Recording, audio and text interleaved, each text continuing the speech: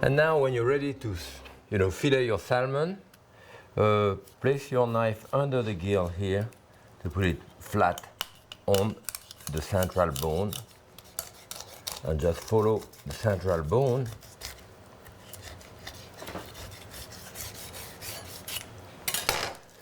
This way.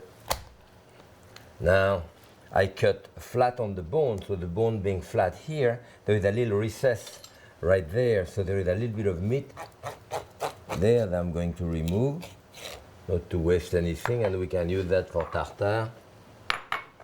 This and on this side. Now here, what you want to do is to remove the rib cage that we have here. Slide your knife underneath and gently slide it, keeping your knife as flat as you can. The belly is pretty thin, so you have to use your knife flat.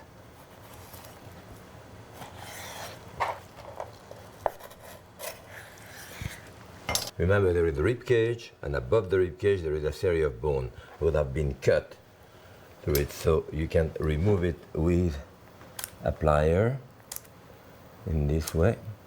They usually come out good because this is a fatty fish. If you do that with a fish which is drier, like a bass and all that, often when you pull out those bones, it sticks. You tear out the meat.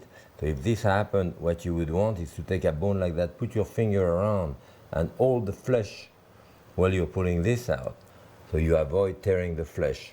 It's not the case in the salmon. That's it. All the bone is here. I think there is about 20 some bone, 28 bone. We can take the skin out of it now. If we need to take the skin for certain recipe, put it flat, hold it at the end, and move your knife in a jigsaw fashion. Still pulling. The skin, of course, can be used, can be placed in the oven. A little bit of oil, salt on top of it, and it can dry out to make crackling to use in salad or other garnish on the top of the fish. Under the skin, there is always that layer of darker flesh. Again, using your knife flat, you want to remove most of it. Some people keep it. This is a type of meat which will turn really black when it's cooked, and it's much stronger in taste. So I will remove it. You can cut the belly and use it for the best tartare. And it's important that you cut that meat with a knife rather than putting it in the food processor. Otherwise it gets very pasty. Then of course, very often we use that for steak or gravlax. Like for example, if I do an instant gravlax, I will cut like if I were cutting smoked salmon into a thin strip. I will use a little bit of salt in the bottom, pepper, and you can do large platter of this or individual platter. Place it right on top. By the time the salt is melted, the salmon is cured. A little more salt on top. You can put a piece of plastic wrap, put another plate on top of it, do a second one, a third one, and they are ready now to be decorated and finished with a bit of oil. The tartare, we're going to put salt, pepper, a little bit of onion,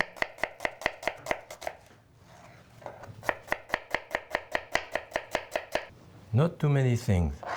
Dash of Tabasco, a good dash of olive oil here, and maybe some chive.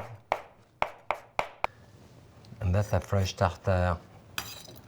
Okay, I can mix this. And as you notice, I have not put any vinegar or lemon juice in it. I could, but if I put the lemon juice, the citric acid will discolor the salmon. It's going to eat the protein and it will change color. What I want to do here is to cut a strip of cucumber. You leave the skin on. I do that often, season that with a dash of salt and sometimes a dash of vinegar, and that's it. It cured. I would use it for this, top of the plate here, to do a bed,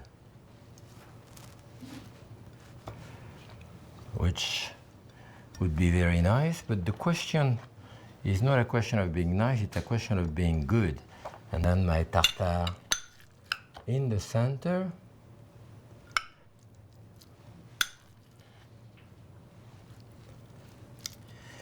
And I can serve it just like this. If I want to be extremely lavish, then what I would want to do is to put a bit of caviar on top. And I have here a pressed caviar called payushnaya in Russian. And it's extremely concentrated in taste. The advantage, however, is that you can basically mold it the way you want. As I'm doing it here, to have a couple of teaspoons of it, I can roll it with a rolling pin or just press it with my hand as I'm doing here in a beautiful round. I can use the same thing of my caviar to cut this, to get it the same size. Remove the outside here.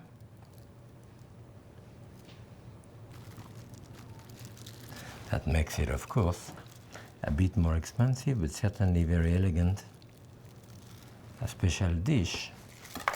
And then probably a few capers around and a little bit of very good olive oil.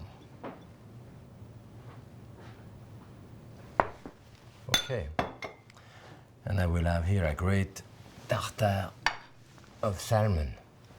For the gravlax here, you can do the same idea. Here I have some dill, so dill is a good idea. I have a couple of olive here. I can chop it coarsely. A little piece of red onion or shallots or regular onion.